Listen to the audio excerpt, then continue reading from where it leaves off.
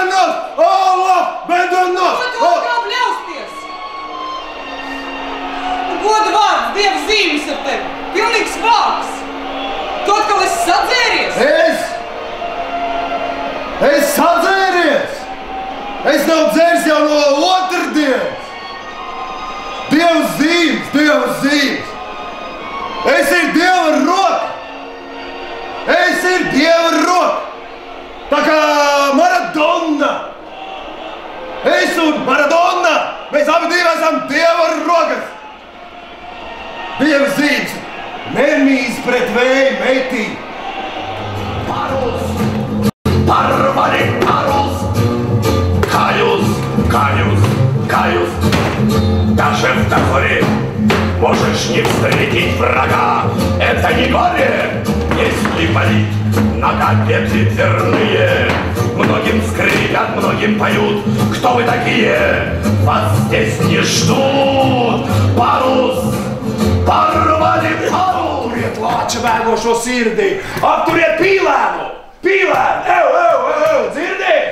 Mēs gribam lai tālāk! Vai mēs gribam? Jā! Mēs gribam! Un ja mēs gribam, tad mēs varam! Un ja mēs varam, tad mēs darām! Ja tev gribas, iekodribās, tad mēs lecam uz priekšu! Pīlēnam, īlēnam pievienojas sieviete nihiliste! Sieviete un pīlēns īlēns! Pīlēns īlēns un nihiliste pofigiste! Šeit tā vai tie pieci lati? Gulies! Jūs turiet acis labi plati, jo lācis Forsbergs vecs! Apturi manu bēgošo sirdi! Apturi mani! Vai dzirdi?